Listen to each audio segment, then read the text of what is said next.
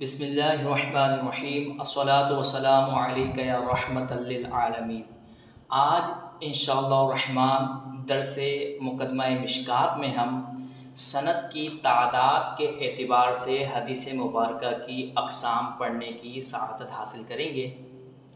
سند کی تعداد کے اعتبار سے حدیث مبارکہ کی دو قسمیں ہیں، نمبر 1 متواتر اور نمبر 2 آحاد۔ آحاد حدیث کی تعریف کیا ہے؟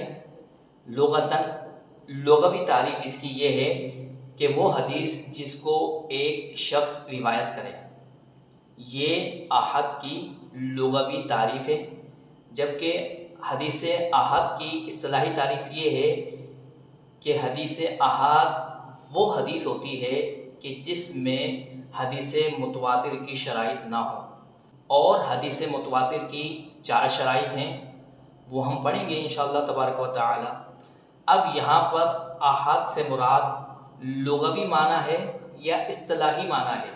تو اس کا جواب یہ ہے کہ یہاں پر لغوی معنی نہیں ہو سکتا، کیونکہ آحاد کی 4 اقسام ہے اور ان چاروں حدیثوں کو روایت کرنے والا ایک راوی نہیں ہوتا، بلکہ ان چاروں کی ڈیفینیشن مختلف ہے، ان کو مختلف لوگ روایت کرتے ہیں۔ لہٰذا یہاں پر آحاد کا اصطلاحی معنی ہوگا کہ حدیث آحاد وہ حدیث ہے جس میں حدیث متواتر کی 4 شرائط نہ پائی جائیں۔ حدیث آحاد کی مزید 4 قسمیں بنتی ہیں، نمبر 1 حدیث غریب، نمبر 2 حدیث عزیز، نمبر 3 حدیث مشہور اور نمبر 4 حدیث مستفید۔ بعض محدثین نے صرف 3 قسمیں بیان کی، مشہور اور مستفید کو وہ ایک ہی قسم شمار کرتے ہیں، تو 3 یا 4 حدیث آحاد کی اقسام بنتی ہیں۔ اب ہم حدیث غریب کی تعریف پڑھیں گے، پھر حدیث غریب کو غریب کہنے کی وجہ، پھر مصنف نے حدیث غریب کی تعریف میں صحیح کی قید لگائی، اس پر اعتراض ہوگا، اس اعتراض کا جواب پڑھیں گے۔ حدیث غریب کی تعریف کیا ہے؟ مصنف رحمۃ اللہ تعالی علیہ فرماتے ہیں، فصل فی الغریبی والعزیزی والمشہوری والمتواتری۔ یہ فصل حدیث غریب، عزیز، مشہور اور متواتر کے بارے میں ہے۔ الغریب حدیث غریب کون سی حدیث ہوتی ہے؟ الحدیث الصحیح، صحیح حدیث، ان کانا راوی ہی، اگر اس کو روایت کرنے والا راوی واحداً ایک ہو، یعنی ہر طبقے میں ایک راوی روایت کرے، یسمى غریباً، اس حدیث کو حدیث غریب کہتے ہیں۔ تو حدیث غریب کی تعریف کیا ہوئی کہ حدیث غریب وہ حدیث ہوتی ہے کہ جس کو روایت کرنے والا راوی ہر طبقے کے اندر ایک ہو یا کسی طبقے میں ایک سے زائد ہو، لیکن بعد میں کسی بھی طبقے میں ایک راوی اگر ہو گیا تو پھر اس پر حدیث غریب کا حکم لگے گا۔ حدیث غریب کو غریب کیوں کہتے ہیں؟ غریب عربی زبان میں مسافر کو کہتے ہیں۔ مسافر بھی اجنبی ہوتا ہے، کیونکہ وہ اپنے وطن سے، اپنے گھر بار سے دور ہوتا ہے، اس کو کوئی جانتا نہیں یا بہت ہی کم لوگ اس کو جانتے ہیں۔ یہی معاملہ حدیث غریب کا ہے، اس کو جاننے والے، اس کو روایت کرنے والے نہایت ہی کم راوی ہوتے ہیں، اسی وجہ سے حدیث کو غریب کہا جاتا ہے۔ یعنی جس طرح مسافر کو لوگ نہیں جانتے یا بہت کم جانتے ہیں، اسی طرح اس حدیث کو بھی بہت ہی کم راوی روایت کرتے ہیں۔ اس حدیث کو روایت کرنے والے راویوں کی تعداد کم ہوتی ہے، اس وجہ سے اس حدیث کو حدیث غریب کہتے ہیں۔ حدیث غریب صحیح بھی ہو سکتی ہے، حسن بھی ہو سکتی ہے، ضعیف بھی ہو سکتی ہے، مقبول بھی ہو سکتی ہے، مردود بھی ہو سکتی ہے۔ اسی طرح حدیث عزیز، حدیث مشہور، حدیث مستفید صحیح بھی ہو سکتی ہیں اور ضعیف بھی ہو سکتی ہیں، مگر مصنف رحمۃ اللہ تعالی علیہ نے حدیث غریب کو صحیح کے ساتھ مقید کر دیا، جس سے یہ معلوم ہو رہا ہے یہ شبہ ہو رہا ہے کہ حدیث غریب صرف صحیح حدیث ہی ہو سکتی ہے، صحیح کے علاوہ کوئی حدیث غریب نہیں ہو سکتی، یعنی حدیث غریب کے لیے حدیث کا صحیح ہونا ضروری ہے، حالانکہ معاملہ ایسا نہیں۔ حدیث غریب جس طرح صحیح حدیث ہوتی ہے اسی طرح ضعیف بھی ہو سکتی ہے، حسن بھی ہو سکتی ہے۔ نہ صرف حدیث غریب بلکہ حدیث عزیز بھی صحیح بھی ہو سکتی ہے، ضعیف بھی ہو سکتی ہے، مقبول بھی ہو سکتی ہے، مردود بھی ہو سکتی ہے۔ یہی معاملہ حدیث مشہور اور مستفیض کا بھی ہے۔ اب یہاں پر سوال یہ اٹھتا ہے کہ پھر مصنف رحمۃ اللہ تعالی علیہ نے حدیث غریب کے ساتھ صحیح کی قید کیوں لگائی؟ تو اس اعتراض کا، اس شبے کا جواب یہ ہے کہ مصنف رحمۃ اللہ تعالی علیہ اس تقسیم کے اندر حدیث متواتر کو بھی بیان کرنا چاہ رہے ہیں، اور حدیث متواتر صرف صحیح حدیث ہی ہو سکتی ہے، جو حدیث متواتر ہوتی ہے وہ ضعیف نہیں ہو سکتی۔ اسی وجہ سے مصنف رحمۃ اللہ تعالی علیہ نے فرمایا کہ صحیح حدیث کو روایت کرنے والا اگر راوی ایک ہے تو اس کو غریب کہیں گے، اگر دو ہیں تو اس کو عزیز کہیں گے، دو سے زیادہ ہیں تو مشہور کہیں گے، اور اگر ان کی تعداد اتنی ہو گئی کہ ان کا جھوٹ پر متفق ہونا عقلاً محال ہو تو پھر ایسی حدیث کو متواتر کہیں گے۔ تو دیکھیں اسی اسلوب کے تحت مصنف رحمۃ اللہ تعالی علیہ نے حدیث متواتر کو بھی بیان کر دیا۔ اب اگر یہاں پر مصنف رحمۃ اللہ تعالی علیہ غریب کے ساتھ لفظ صحیح نہیں لگاتے تو یہ وہم ہوتا کہ حدیث متواتر ضعیف بھی ہو سکتی ہے اور صحیح بھی ہو سکتی ہے، حالانکہ یہ بات درست نہیں، حدیث متواتر صرف صحیح ہی ہو سکتی ہے۔ اسی وجہ سے مصنف رحمۃ اللہ تعالی علیہ نے یہاں پر حدیث غریب کے ساتھ صحیح کی قید لگائی تاکہ حدیث متواتر بھی اسی تقسیم کے تحت، انہی تعریفات کے تحت داخل ہو جائے۔ مصنف رحمۃ اللہ تعالی علیہ کا قطعاً یہ موقف نہیں کہ حدیث غریب کے لیے حدیث صحیح کا ہونا ضروری ہے، غریب حدیث صرف صحیح ہی ہو سکتی ہے، ضعیف یا حسن وغیرہ نہیں ہو سکتی۔ مصنف رحمۃ اللہ تعالی علیہ کا موقف یہ نہیں، جس طرح جمہور کا موقف ہے کہ حدیث غریب صحیح بھی ہو سکتی ہے، حسن بھی ہو سکتی ہے، ضعیف بھی ہو سکتی ہے۔ ایز اٹ از یہی موقف مصنف رحمۃ اللہ تعالی علیہ کا بھی ہے۔ آگے مصنف رحمۃ اللہ تعالی علیہ حدیث عزیز کی تعریف کرتے ہیں۔ آگے مصنف رحمۃ اللہ تعالی علیہ حدیث عزیز کی تعریف بیان کر رہے ہیں۔ فرماتے ہیں وَإِن كَانَ اثْنَيْنِ يُسَمَّى عَزِيزًا، اور صحیح حدیث ان کانا اثنین، اگر اس کو روایت کرنے والے راوی اثنین دو ہوں، یسمى عزیزاً تو اس کو عزیز کہتے ہیں۔ تو حدیث عزیز کی تعریف کیا ہے کہ حدیث عزیز وہ حدیث ہوتی ہے کہ جس کو روایت کرنے والے راوی ہر طبقے کے اندر کم از کم دو ہوں، کسی طبقے میں اگر دو سے زیادہ ہو جائیں تو پھر بھی وہ حدیث عزیز ہی کہلائے گی۔ حدیث عزیز کو عزیز کیوں کہتے ہیں؟ اس کی دو وجہ ہو سکتی ہے، کیونکہ عزیز کے دو معنی ہیں۔ ایک عزیز کا معنی ہے طاقتور، کیونکہ ایک راوی دوسرے کو مضبوط کرتا ہے، اسی وجہ سے حدیث عزیز کو عزیز کہتے ہیں۔ جبکہ عزیز کا دوسرا معنی ہے کمزور، قلیل، چونکہ حدیث عزیز کا وجود قلیل ہے، اسی وجہ سے حدیث عزیز کو عزیز کہتے ہیں، یعنی قلیل الوجود حدیث۔ حدیث عزیز کی دو صورتیں بن سکتی ہیں۔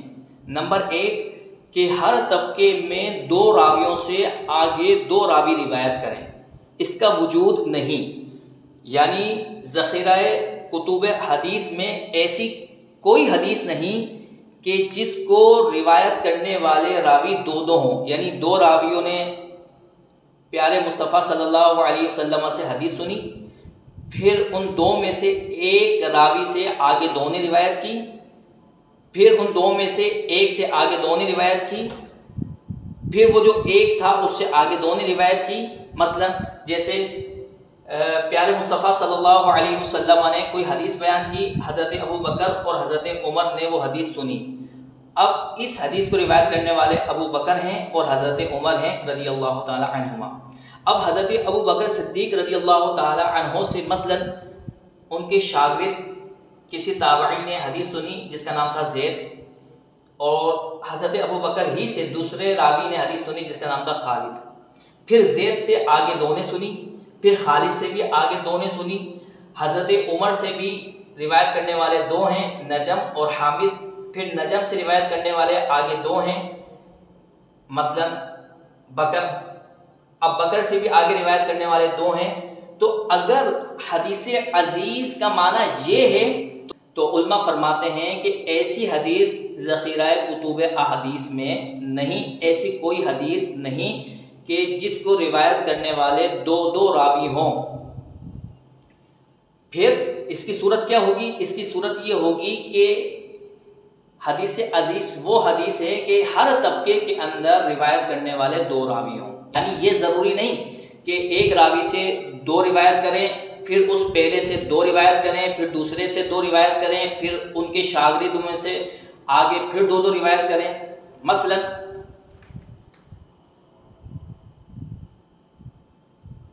زید اور بکر نے کوئی حدیث سنی پیارے مصطفیٰ صلی اللہ علیہ وسلم سے، اب زید سے روایت کرنے والا خالد ہے اور بکر سے روایت کرنے والا حامد ہے، خالد سے روایت کرنے والے آگے دو راوی ہیں نجم اور شاہد، جبکہ حامد سے روایت کرنے والا کوئی راوی نہیں، پھر شاہد سے آگے دو راویوں نے روایت کیا اور نجم سے کسی نے روایت نہیں کیا، پھر ان دو راویوں میں سے بھی کسی ایک سے آگے دو راویوں نے حدیث لی، اس طرح نیچے تک چلتا رہا، تو یہ حدیث عزیز کہلائے گی۔ یہاں پر ہر طبقے کے اندر روایت کرنے والے راوی دو دو ہیں، تو اس حدیث کا وجود ہے۔ حدیث عزیز کی تعریف سے محدثین کی یہی مراد ہوتی ہے کہ وہ حدیث کے جس کو روایت کرنے والے ہر طبقے کے اندر دو دو راوی ہوں۔ آگے مصنف رحمۃ اللہ تعالی علیہ حدیث مشہور کی تعریف کرتے ہیں، فرماتے ہیں وَإِن كَانُوا أَكْثَرَ يُسَمَّى مَشْهُورًا، صحیح حدیث اگر اس کو روایت کرنے والے زیادہ ہوں، یعنی دو راویوں سے زیادہ ہوں، يُسَمَّى مَشْهُورًا تو اس حدیث کو مشہور کہتے ہیں، وَمُسْتَفِيدًا اور اس حدیث کو مستفید کہتے ہیں، یا علیحدہ علیحدہ ہیں۔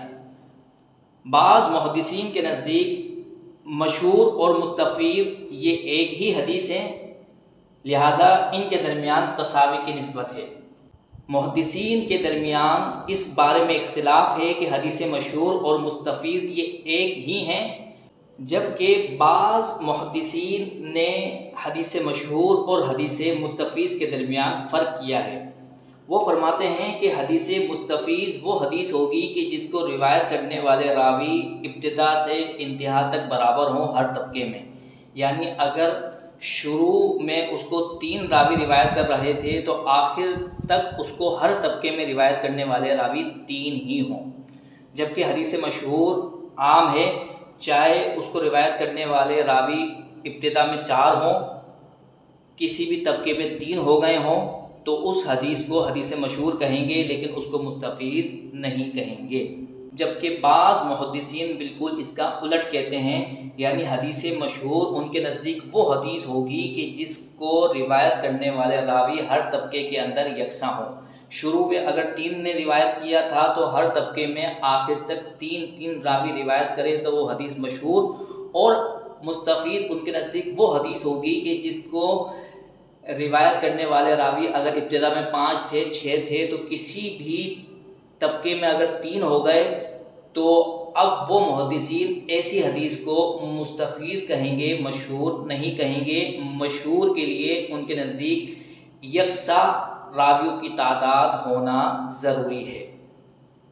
تو حدیث مشہور اور مستفیض کے درمیان 3 قول آ گئے۔ ایک قول کے مطابق ان دونوں کے درمیان تساوی کی نسبت ہے، یعنی ہر حدیث مشہور حدیث مستفیض ہے اور ہر حدیث مستفیض حدیث مشہور ہے، جبکہ دوسرا قول عموم خصوص مطلق کا ہے، یعنی بعض ائمہ حدیث مشہور کو عام کہتے ہیں اور حدیث مستفیض کو خاص کہتے ہیں۔ ہر مستفیض حدیث مشہور ہوگی، لیکن ہر حدیث مشہور مستفیض نہیں ہوگی، اور بعض بالکل اس کا الٹ کہتے ہیں۔ آگے مصنف رحمۃ اللہ تعالی علیہ حدیث متواتر کی تعریف بیان کرتے ہیں، فرماتے ہیں وَإِن بَلَغَتْ رُوَاتُهُ، اور اگر صحیح حدیث کے راویوں کی تعداد پہنچ گئی ہو فی الکثرتی کثرت میں، اِلَى یہاں تک کہ ان یحیل محال ہو، محال قرار دے، العادت عادت محال قرار دے، تواتواہم ان کا متفق ہونا، علی الکذب جھوٹ پر، یسمى متواترا تو اس حدیث کو حدیث متواتر کہتے ہیں۔ یعنی حدیث متواتر کی تعریف یہ ہے کہ جس کو روایت کرنے والے راوی اتنے کثیر ہوں کہ عقل عادتاً ان کا جھوٹ پر اتفاق کر لینے کو محال قرار دے، عقل ناممکن قرار دے کہ اتنی بڑی تعداد راویوں کی جھوٹ بولے۔ تو اگر اتنی تعداد میں کسی حدیث کو روایت کرنے والے راوی ہیں تو ایسی حدیث کو متواتر کہیں گے۔ حدیث متواتر کی 4 شرائط ہیں کہ جس حدیث کو بہت سارے راوی روایت کریں، راویوں کی کثرت ہو، اور دوسری شرط یہ ہے کہ ایسی کثرت ہو راویوں کی کہ عقل ان کا جھوٹ پر متفق ہونا محال قرار دے، اور تیسری شرط یہ ہے کہ یہ جو کثرت تعداد ہے راویوں کی تعداد کی جو کثرت ہے یہ شروع سے لے کر آخر تک برقرار رہے، اور چوتھی شرط یہ ہے کہ جو آخر والے راوی ہیں یعنی جنہوں نے رسول اللہ صلی اللہ علیہ وسلم سے حدیث سنی ہے وہ امر حسی بیان کریں، یعنی عقلی بات نہ کریں وہ، بلکہ امر حسی بیان کریں۔ مثلاً وہ یہ کہیں کہ ہم نے رسول اللہ صلی اللہ علیہ وسلم کو دیکھا، یا ہم نے پیارے مصطفیٰ صلی اللہ علیہ وسلم کو فرماتے ہوئے سنا۔ جس حدیث مبارکہ میں یہ چاروں شرائط پائی جائیں وہ حدیث مبارکہ حدیث متواتر کہلائے گی۔ اللہ تبارک و تعالی کی بارگاہ میں دعا ہے کہ اللہ تعالی ہمیں علم نافع عطا فرمائے، وما علینا الا البلاغ المبین۔